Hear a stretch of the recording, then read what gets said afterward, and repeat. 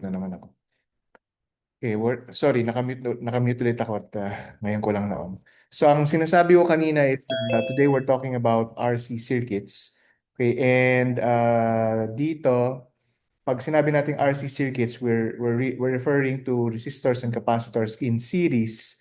Okay, or it might be na yung resistors at saka capacitors ay in parallel din. Pero oftentimes, yung circuit is such that yung resistor at saka yung resistor at saka yung capacitor ay in series.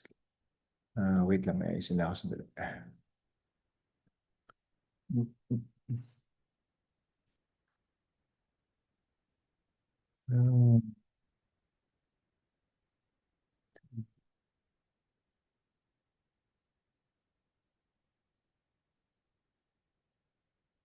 Okay, sandali lang ito. Okay, here we have a capacitor circuit, RC circuit. Okay, and composed siya ng EMF,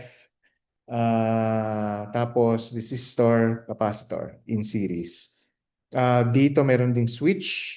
Okay, and in this figure, particularly yung switch ay open, which means na walang current na nagpo-flow dun sa circuit. Dito naman sa part B, yung circuit, yung switch ay closed, which means na at this time nag-flow na yung current. Now, because the current because the capacitor, okay, charges does not charge instantaneously, so it takes some time para mag-charge siya, para mag-build yung charge from 0 to plus Q. um, yung current is also tawag dito time dependent.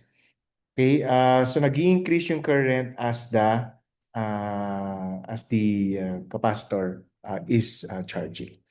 Okay, so sa circuit na ito, sa letter A, we say na tawag dito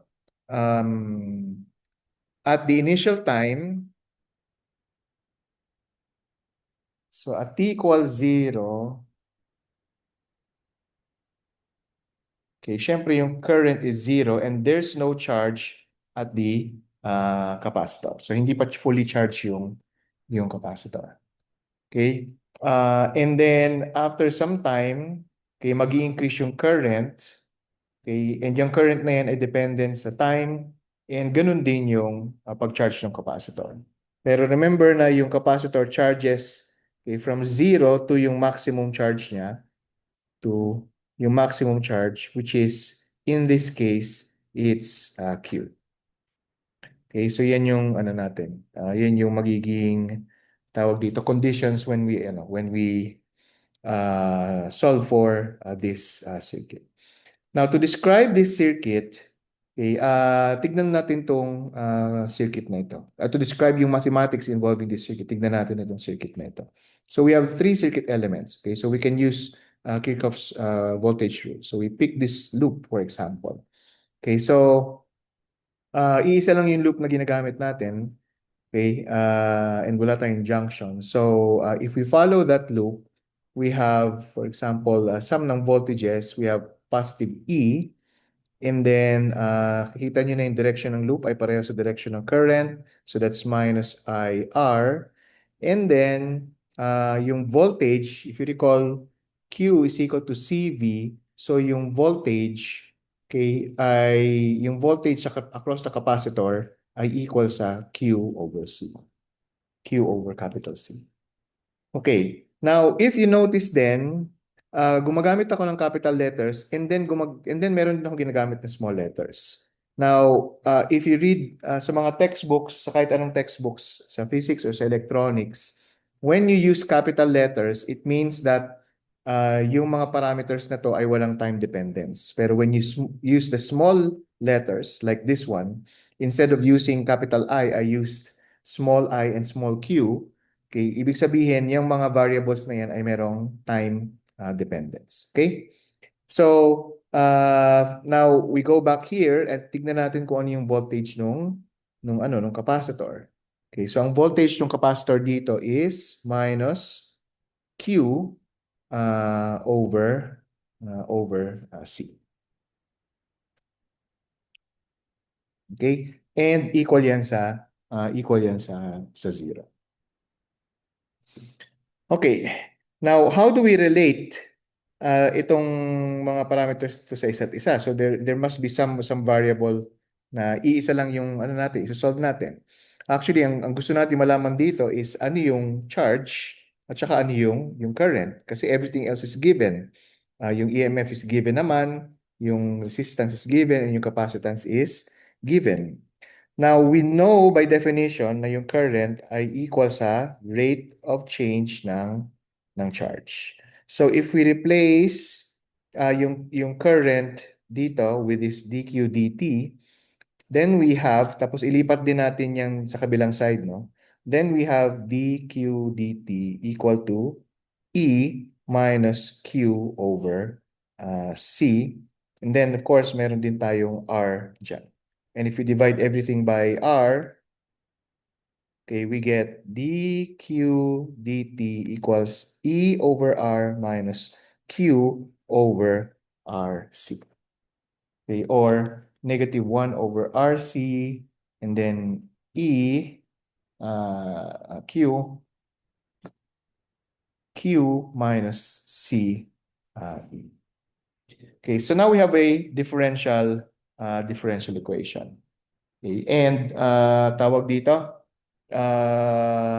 this is actually, it doesn't look as hard as it is to solve kasi ang gagawin nyo lang is you write dq and you divide it by q minus ce, and then you also write negative dt dito sa kabilang side and then divide it by rc.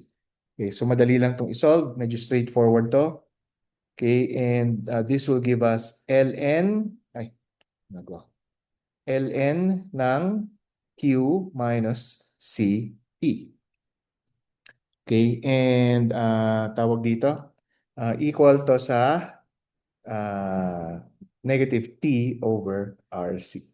Okay, so ang isa nating hindi ginawa dito is hindi tayo naglagay ng limits of integration. So ang isang ano natin, initial condition is that when t equals 0, I equals 0, tsaka q equals 0. So when t equals 0, then q equals 0.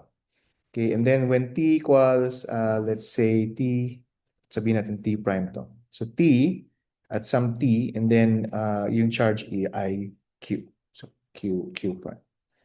Okay, so we have ln of q minus ce equals to minus t over rc. Okay, and sorry. Ito evaluate natin from 0 to q.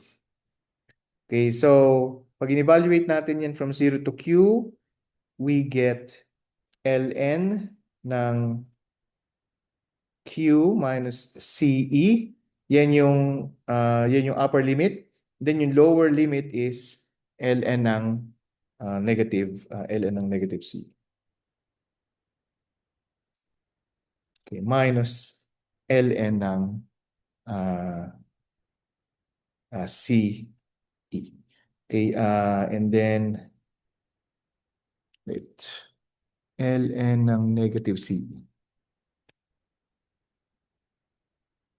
Negative CE equal ngayon yan sa negative T over RC. Okay, so ln ng Q minus CE over negative CE equals sa negative T over RC, and then we apply yung exponential, so we get Q minus CE over negative CE equals exponential negative T over RC, tapos which then simplifies to Q equals CE 1 minus exponential negative T over RC. Okay. So we call CE as the final capacitor charge. Okay, so Q equals QF, so yun yung maximum charge, 1 minus E to the minus T over RC. Okay, so ito na ang ating expression ngayon for the charge through a charge dun sa capacitor.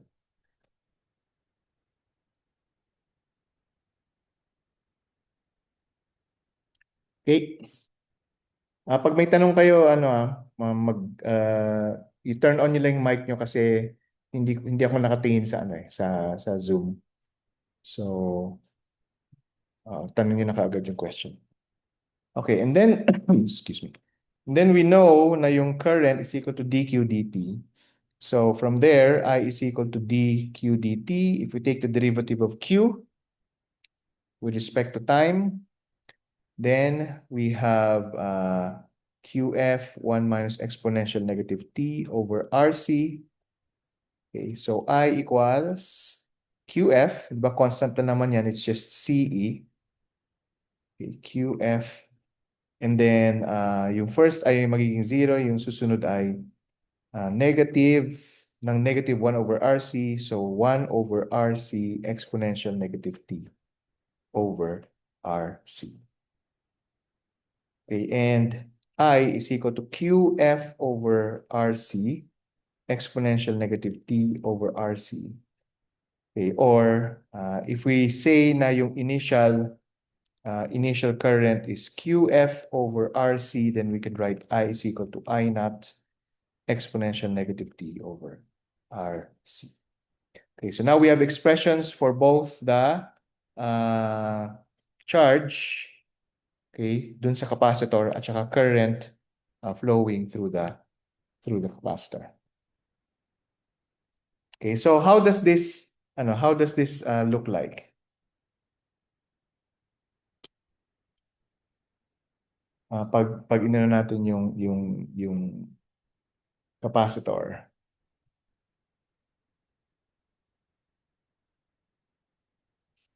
Okay. Let's see, meron ba akong figure dito? Current.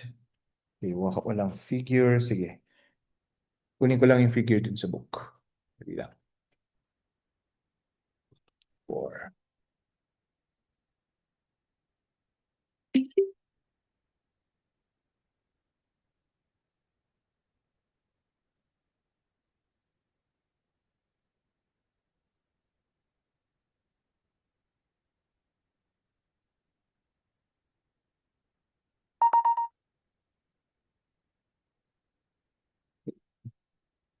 So, anong itsura nung ano na yan, nung, nung time dependence na yan, ng charge siya ng capacitor, ng current.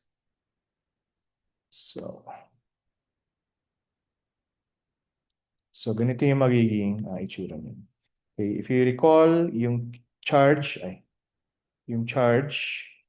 ay equals sa qf 1 minus exponential negative t over rc, and then yung current ay equals sa I naught exponential negative t over rc.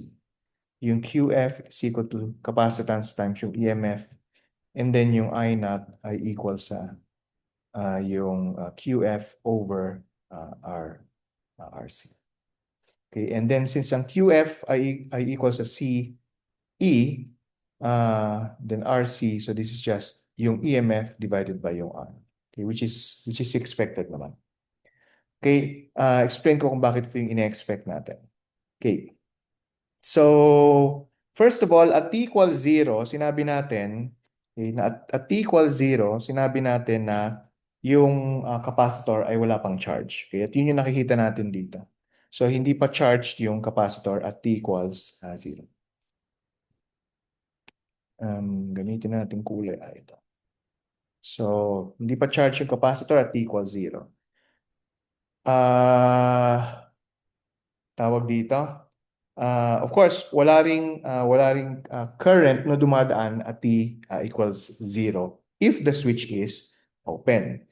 Now, once you open that switch, okay, as soon as you open that switch, current will flow. Okay? Ano yung current na yon? Yung current na yon will be equal to yung EMF divided by yung resistance. Wala ka pang voltage drop dito between B and C kasi wala ka pang charge. Pero dahil closed yung circuit, okay, meron ka ng current na dumadaan at yung current na yon initial na current at T equals 0 as soon as the switch is closed is E divided by R. Okay, at yun yung nakikita natin dito sa equation. Na at T equals 0, so kung titignan natin, so at T equals 0, if we apply it here, I is equal to I naught, which is E over R. So initially, as soon as the switch is closed, magkakaroon ka ng jump in current dun sa circuit. Okay? Syempre, as soon as the current is closed, yung charge mo, zero pa rin, pero magsisimula na siya mag-build up. Okay. Then, as time passes by, syempre, nagbi-build na yung charge dito sa capacitor. Okay? At ano nangyayari dito sa current na ito, itong purple? Okay, ang nangyayari sa current na yan is nagde-decrease yung value niya as seen in this curve. So habang nag-increase yung charge, okay, nagde-decrease naman yung current. Yung increase ng charge is exponential and yung decrease ng charge is also exponential. Okay? And then after some time, okay, aabot na yan dun sa maximum charge. Okay? Darating siya sa maximum charge. And when it reaches the maximum charge, wala nang current na magpo-flow dun sa circuit. Okay? Kasi na-reach na yung maximum charge, so there's no point to bring in more charges dun sa capacitor. Okay? So, yung current ay magiging zero na. And yung reason naman kung bakit ka may current is to charge the capacitor. Okay, so theoretically ganito yung nangyayari. Of course, sa tunay na buhay, when you charge your devices, for example, your batteries, okay, theoretically, in-expect natin na pwede nating iwanan na nakasaksak yung mga devices natin kasi based on the physics, yung current magda-die down naman. Magiging zero naman siya after pag fully charged na yung battery. Pero sa tunay na buhay, remember, yung capacitor ay meron ding internal resistance. And that internal resistance prevents or tawag dito, eats up some of that voltage and converts it to heat. Kaya minsan pag nag-overcharge yung battery ninyo, okay, nag-heat up siya, okay? Kasi nga merong internal resistance yung capacitor.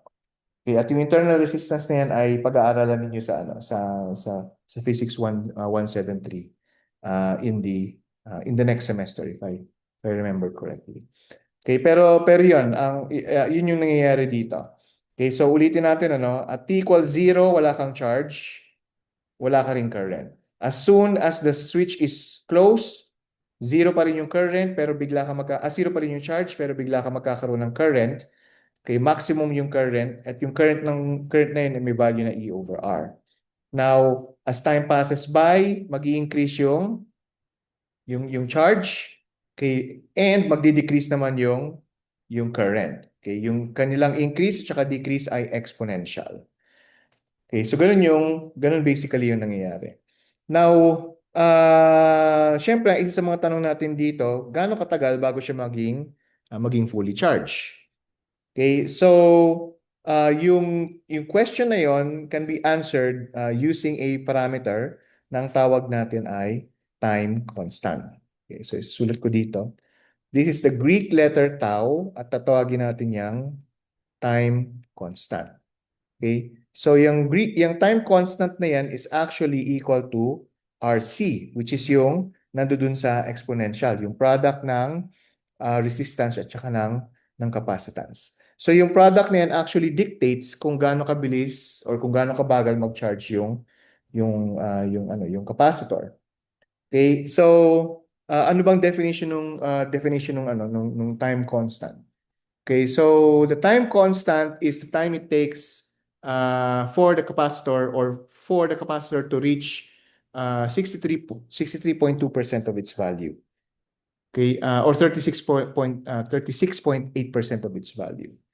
Okay, so ibig sabihin ganito. So negative T over tau. Kasi di ba time constant yan. If yung time, yung t, if t is equal to 1 time constant, then this will be exponential -1. And this is equal to 0.36, 0.368 or 36.8%, okay, of yung current. Okay, so if we see here, okay, eto ngayon yung time constant mo, yan yung tau. Okay, and that corresponds to 36.8% of the current. Okay, on the other hand, okay, sa charge versus time na graph, yung time constant na yan corresponds to 1 minus 0.368 or 0.632 or 63.2% of the charge. So yung isang time constant corresponds to 36.8 or 37%, okay, of the current. Okay, so nag-decrease na yung current from 100% to 37%, and the time it takes to do that is one time constant. And sa charge naman, nag-increase yung charge by 63.2% or to 63.2% of its maximum value. Okay, and tawag dito, mangyayari yon in one time constant. Yung maximum value nung capacitor is CE. Okay, so kung babalikan natin yung tanong, how many time constant does it take to fully charge yung capacitor? Okay, ang pwede nating sabihin is 5 time constants. So if t is equal to 5 time constants, sorry. So if t is equal to 5 time constants, then we have exponential minus 5 tau over tau or exponential minus 5. Tapos ang exponential ng minus 5 is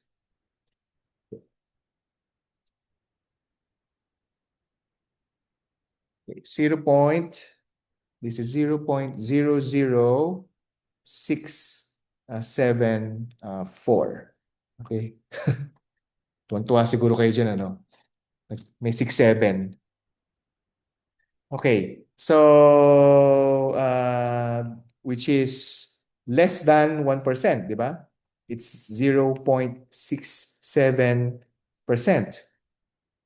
Nagaganyan ba kayo? Ay, hindi pala naka-on yung camera ko.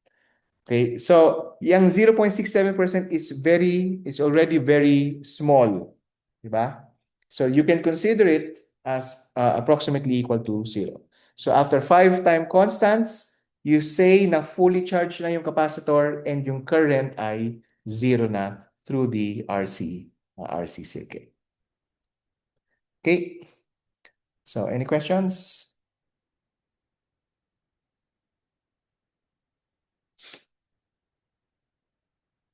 Okay, so yan yung para sa RC. Para sa charging ng isang capacitor. Of course, pag na-charge mo na yung capacitor, what do you use it for? So you use it for many things. Di ba? Ba't naulit to? Okay, so you use it for many things. And when you use it, you're discharging the capacitor.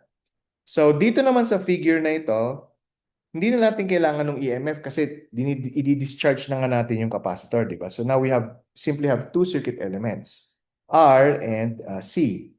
And in this circuit, the switch is open.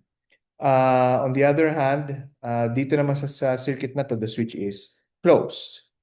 Okay? Now, we know na at t equals 0, fully charged yung capacitor. So, at t equals 0, yung capacitor, yung initial charge ng capacitor is fully charged. So, that's the capacitance times the EMF. Okay? And, yan. So, yun yung ating conditions. Okay, so now we only have two circuit elements. Okay? And if we follow okay, this circuit diagram here and choose a loop that is in this direction, then based on Kirchhoff's voltage rule or loop rule, we have IR or negative IR.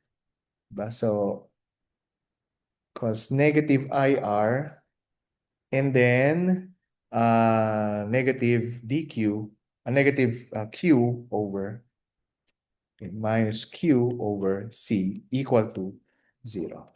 And again, yung I is equal to dQ dt. So we get R dQ dt is equal to negative Q over C. And then dQ dt is equal to negative Q over RC. Okay, and then dQ dt is equal to, and dQ over Q is equal to negative T over RC, negative dt over RC. And then we perform integration. Okay, sinabi natin na at t equals 0, yung charge is full. And then after some time t, meron tayong charge na Q. So this is ln ng Q. Okay, evaluated from QF to Q. Okay, Q prime. So equal to negative T over RC. And this will become ln ng Q over QF equals to negative T over RC, or Q over QF is equal to exponential negative T over RC, or Q is equal to QF exponential negative T over RC. Okay, so ito yung charge expression for the charge ng capacitor as the capacitor discharges.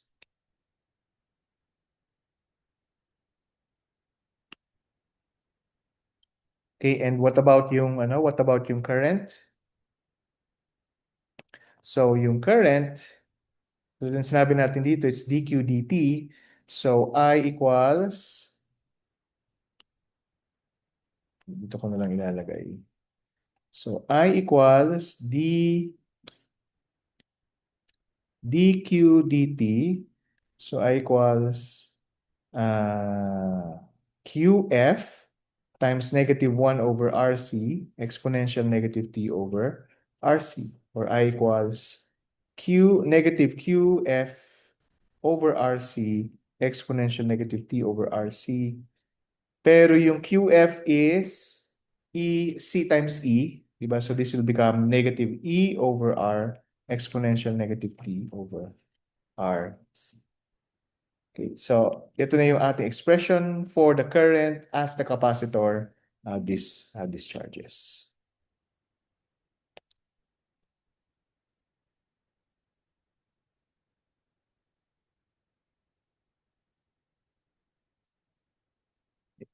So, pwede rin natin sulat as negative I exponential negative T over RC.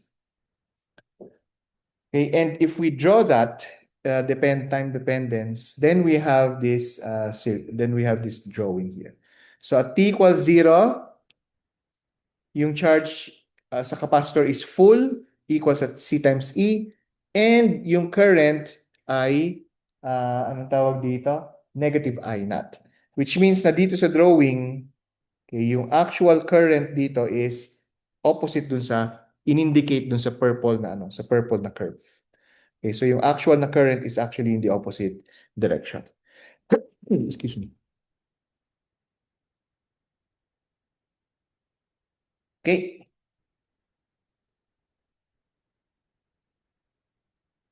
Okay, and then after some time, okay, after one time constant, so ito yung isang time constant, yung current ulit nag-decrease, yung magnitude ng current nag-decrease to 36 or 37%. And then yung charge ay nag-decrease then to 37%. Okay? According to this expression. Okay, and then after 5 time constants, then you can consider that the charge is 0 and anong tawag dito? And the the current is also zero. Okay.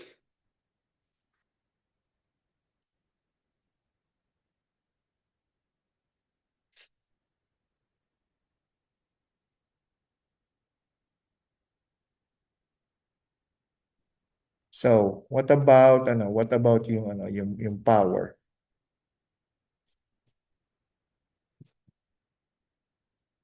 Okay, what about yung power ng circuit elements na to? O gaano kabilis ba sila nagta-transfer ng energy?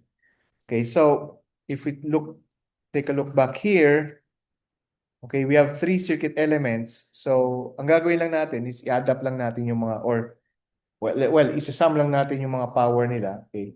So, of course, yung total power, okay, saan ko ba isusulat? So, dito ko nalalagay. So, yung power,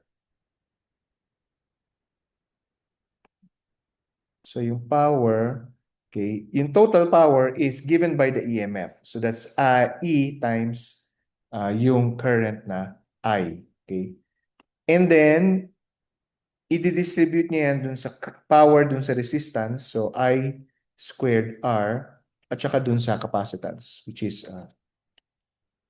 plus I Q over yung capacitance.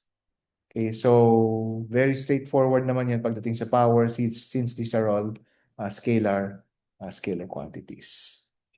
Doon naman sa discharging, yung power is also will include only two terms. So it's just I squared R. So ito yung power. At equal lang siya sa IQ over C. Okay, so ang nangyayari lang is tina-transfer lang nung capacitor yung energy niya dun sa resistor, and yung resistor ay kino-convert niya yan into heat. Okay. So any questions?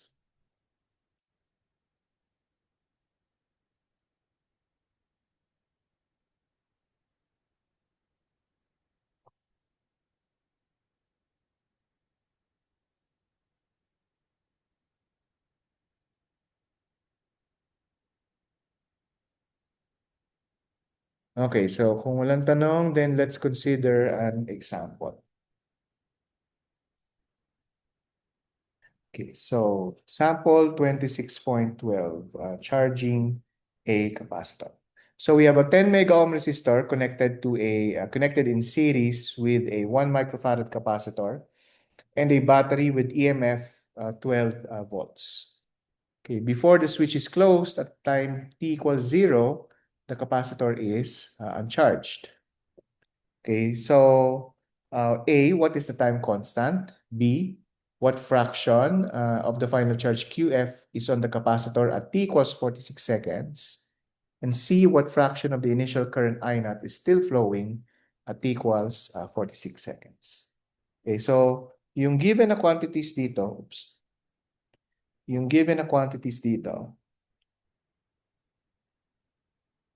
kay I, syempre yung resistance which is 10 mega ohms. Okay, 10 times 10 to the 6 ohms.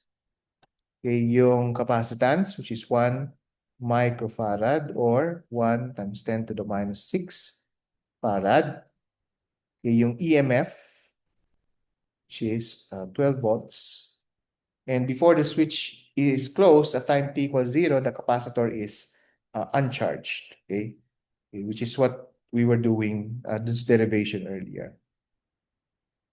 So letter A, what is the time constant? Definition of time constant is R times C.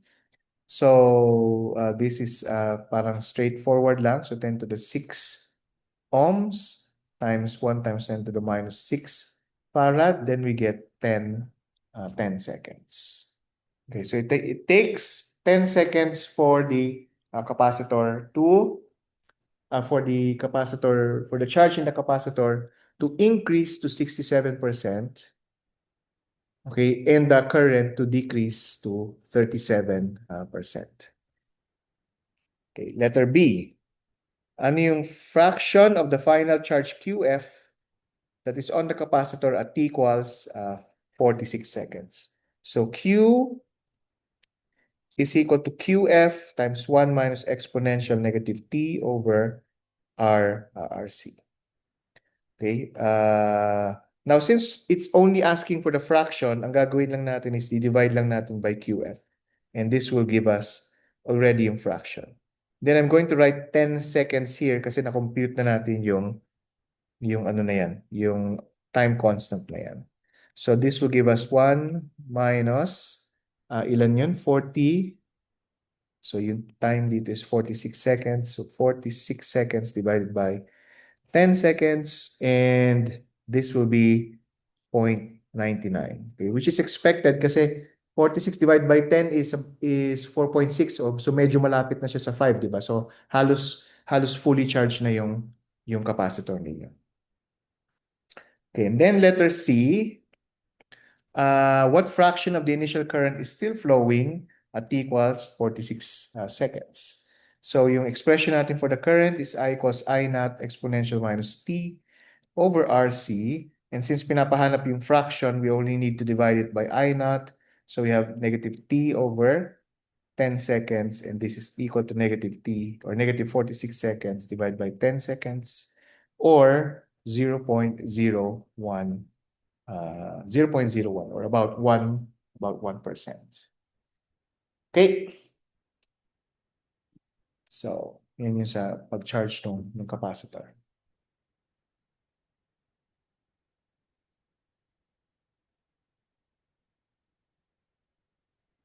Questions? Okay, walang tanong.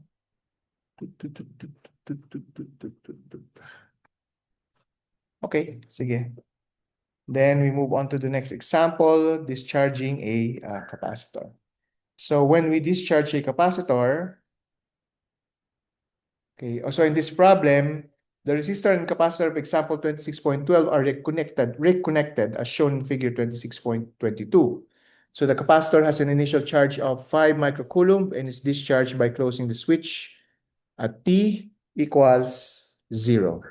At what time will the charge be 0.50 microcoulomb? And what is the current at this time? So for a capacitor that is, sulat muna natin pala yung given. So ang given quantities dito ay yung initial charge ng capacitor, which is 5 microcoulomb, or 5 times 10 to the minus 6 coulomb. Okay, so this is at t equals 0. Okay, so tinatanong ngayon is, ano yung charge at t, tawag dito? What time will the charge be? Sorry. Ano yung time pala? Sorry. Ano yung time corresponding to when the charge is 0.50 microcoulomb, or 0.50 times 10 to the minus 6 coulomb. Now, for a capacitor that is discharging, expression natin is Q equals QF exponential negative t over RC. Okay, and since pinapahanap dito yung time, okay, i-rewrite natin to expression na to in terms of time. So Q over Q, capital Q equals to negative t over RC.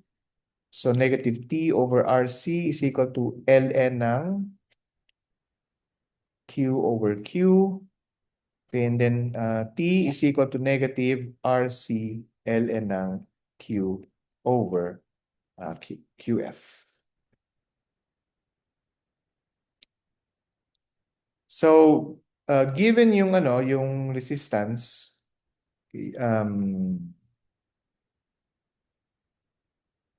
okay, so yung resistance is 10 mega ohms, di ba? Sorry, yung RC, alam na natin, 10 seconds yung RC. So, ln ng 0.50 times 10 to the minus 6 coulomb divided by 5.0 times 10 to the minus 6 coulomb. Then we have for the time equals to 23 seconds, or 2.3 time constants. So at 23 seconds, yung value na ng charge is 0.5 microcoulomb. microcoulomb. And then ano yung current at that time? So yung current is negative I naught exponential negative T over RC. So equal to sa negative E over R exponential negative 2.3, di ba? Kasi 23 divided by 10. So ano yung current dito? Sige, ito lang gawin natin. Negative T over tau. Okay, and then saka natin lagay yung given. Yung EMF ay 12 volts and then ang resistance ay 10 mega ohms exponential negative 2.3 seconds. So yung I ay equal ngayon sa negative 5.0 times 10 to the minus 8 amperes.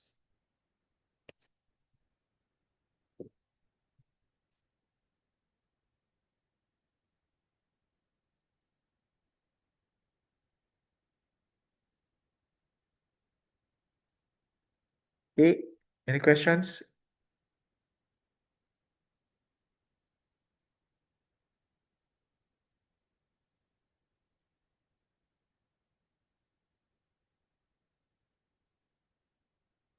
Ano, madali lang, no?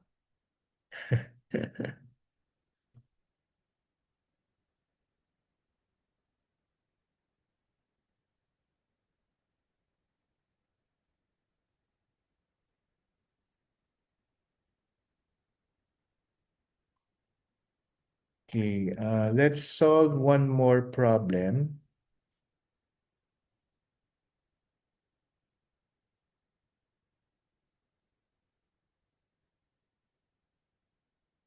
As an example,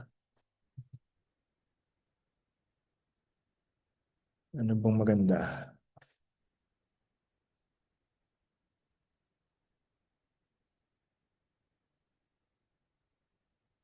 Okay, 26.41. Meron ba nag-solve ng 26.41?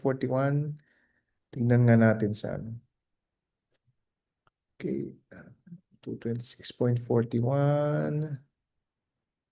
17, 1, 20, 24, 32.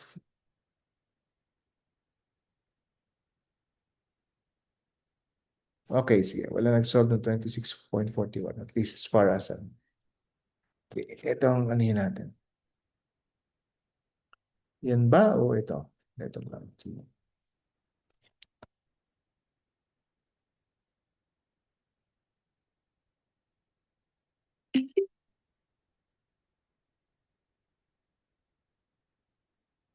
Okay, 26 point. Oops, may isa pa pala dito. 26.38.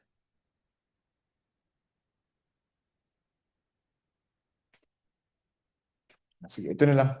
Dito na tayo. So 26.38. Okay, so 26.38,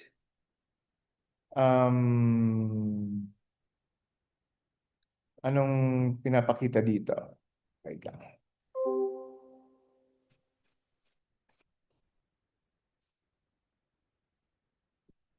Okay, so you connect the battery, resistor, and capacitor as in figure 26.20a. Okay, so where where the EMF is equal to 36 volts, capacitance is 5 microfarad, and R equals 120. So so yung given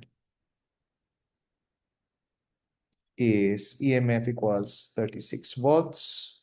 Yung capacitance is 5 microfarad or 5 times 10 to the minus 6 farad. Then R equals 120 ohm. Okay, the switch S is closed at T equals 0.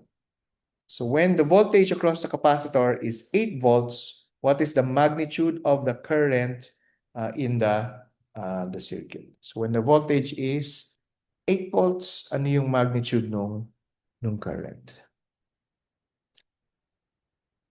Okay, so paano approach natin dito? First of all, ano muna yung 26.20a na figure? 26.20.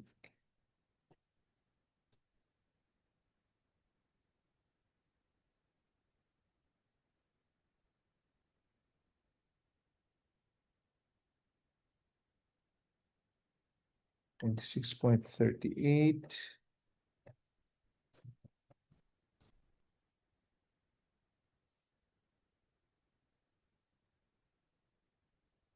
26.20. Dali lang. 26.20. Okay. So ito. Yun pala yung 26.20. Ayan. So yan yung 26.20A. Yan. Okay. So yan yung ating figure. Okay. So, what is the voltage, when the current is, anong tawag dito? When the voltage across the capacitor is 8 volts, okay, what is the magnitude of the current, in the circuit? Letter B, at what time T, after the switch is closed, is the voltage across the capacitor 8 volts?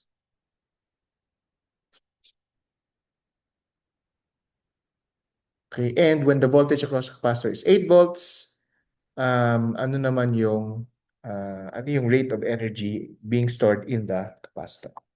Okay, so sa letter A, so of course, ang kino-consider natin dito ay yung charging ng capacitor. So sa letter A, ang alam nating expression is I equals I naught exponential negative T over RC. Right? Pero if you recall, yung I naught is E over R exponential negative T over RC. Okay, so if I multiply everything by R, then I get IR equal sa yung voltage, equal sa E negative T over RC. So basically, ang question is, if this is 8 volts, okay, ano yung magnitude ano yung magnitude nung current?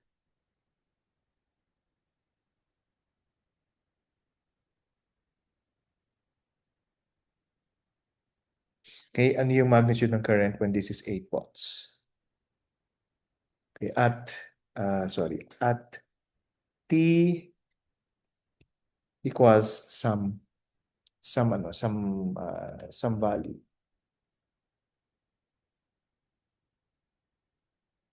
Okay,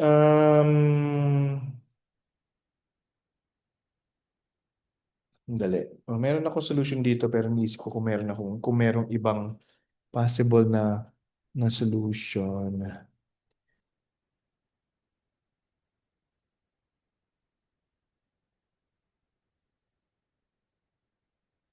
Voltage across capacitor is 8 volts, magnitude of the current.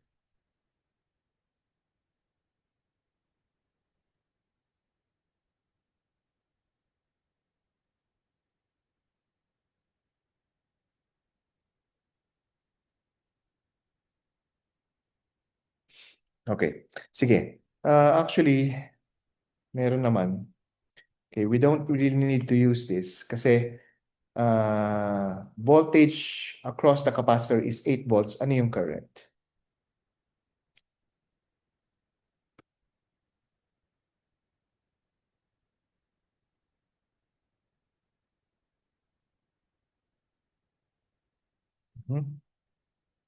Ano yung current na dumadaan sa circuit? Okay. So, ang isang approach dito is solve muna natin yung time. So, from this expression, T is equal to yung voltage, which is 8 volts. Okay. Sorry. I-write natin. So, T is equal to um, negative RC ln ng voltage over yung E. So, na-derive na natin to kanina pero in terms of I at saka I naught. Okay? So, if we just multiply I and I naught by R, then we get this expression.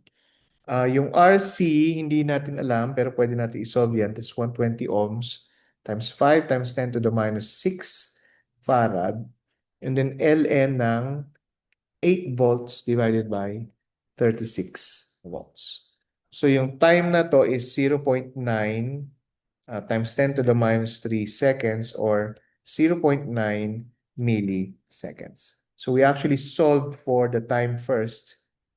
Okay, dito sa problem na ito. So na-solve natin yung time at ang time na yun is 0.9 milliseconds. So now we can solve for the corresponding current, okay, at that time. So yung current, okay, ay equal sa I naught exponential negative t over RC. Okay, yung current ay equal sa E, 36 volts over R, which is 120 ohms. That's exponential negative, ano solve natin? 0.9 times 10 to the minus 3 seconds divided by 120 ohms times 5 times 10 to the minus 6 farad. Okay, so yan yung current. And if we solve for that, ang makukuha natin is 0.07 amperes.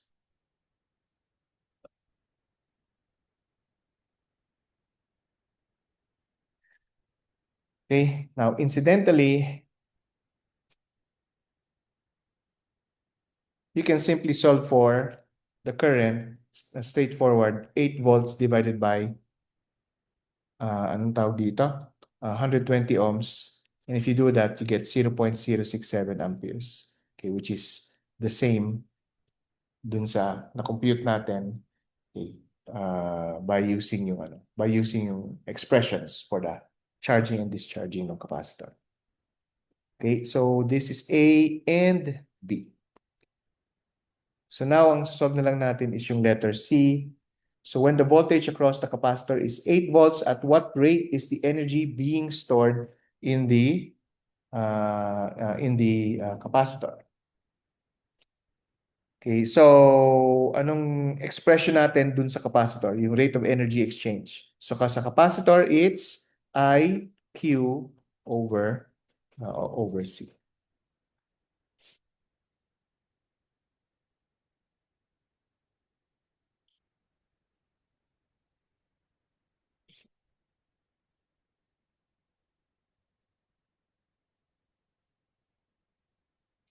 Okay.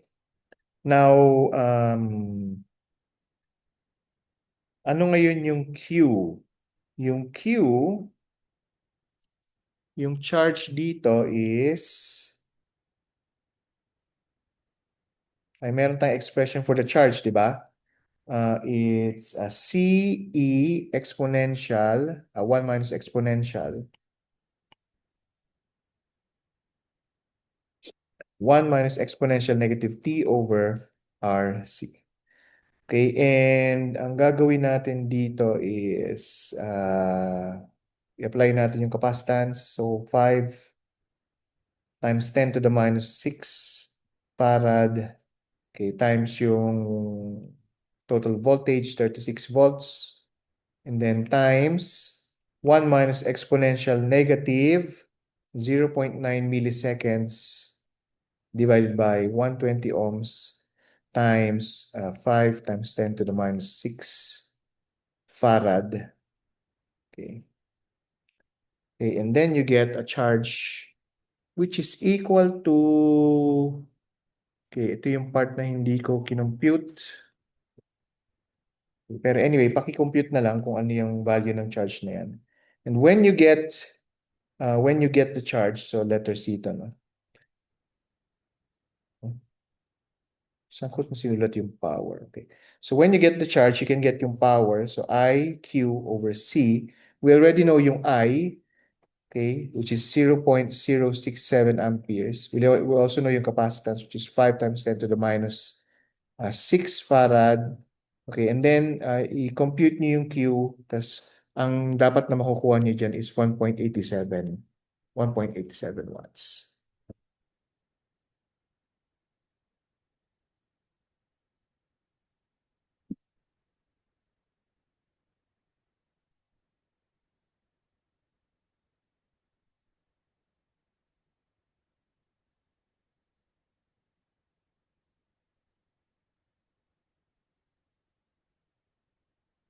Okay.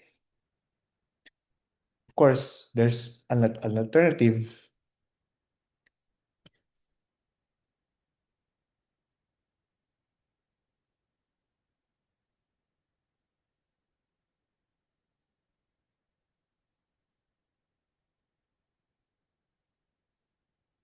Okay na? So, meron siyempre alternative solution. Okay? Ito yung alternative solution for that. So, we have yung power, and yung power is, power na discharge sa capacitor is IQ times C. The expression natin for I is E over R exponential negative T over RC. And then yung expression natin for Q is CE 1 minus exponential negative T over RC. All over C. Okay, so, syempre magka-cancel na tong C dito. Then, here's the thing that you need to consider. Exponential negative T over RC. Okay, ano tong expression na ito? If you recall dito, okay, dito, yan. Dito sa part A, sinulat natin itong expression na ito. Which means na, okay, when the voltage is at 8 volts,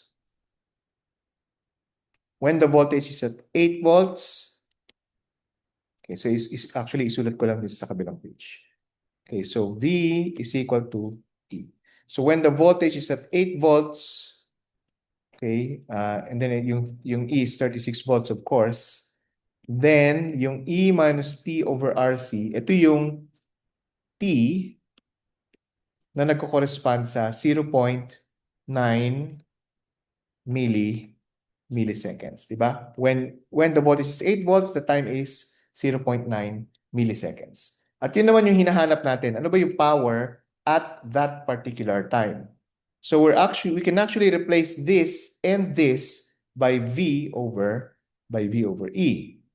So ganito yung mangyayari. P is equal to E R, okay, dun sa numerator, E over R, tapos V over ano yun? E. Ito, V over E.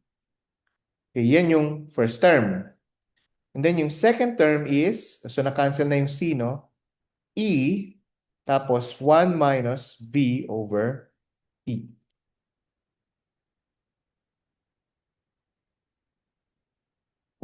Okay, so maka-cancel yung E dito. We'll have V over R and then E minus V.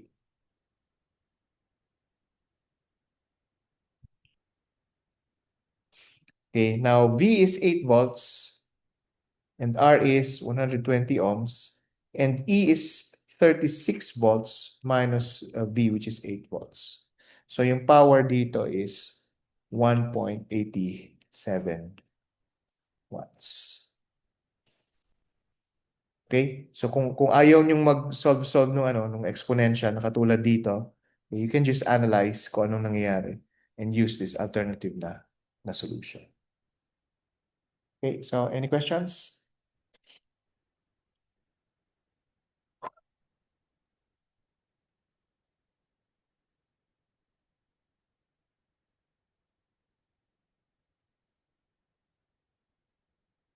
Ayos?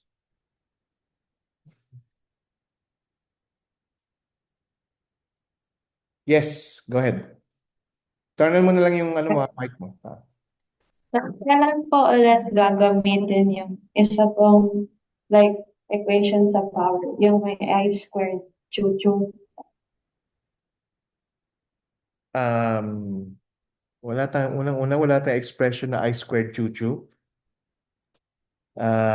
Tapos, hindi ko alam kung ano yung specific na question mo. Yung question mo ba ay specific dito sa problem na ito?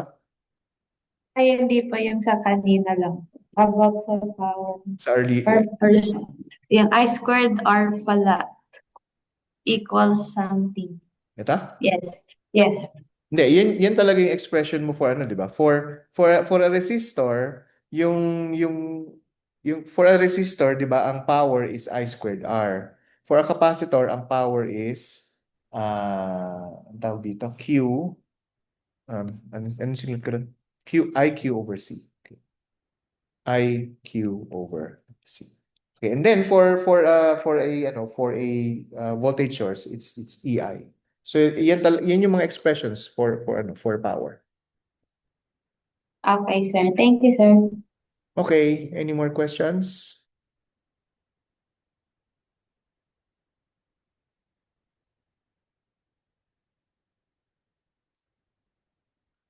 Okay. Actually, kung wala nang tanong, yun na yung RC circuits. Okay, and then nag-discuss na ako ng couple of examples. Okay, and so what's left to do is mag-review na lang for the exam. Okay? That's it for today. And tawag dito, if you have syempre questions, just feel free to ask dun sa spaces. Okay? So happy weekend.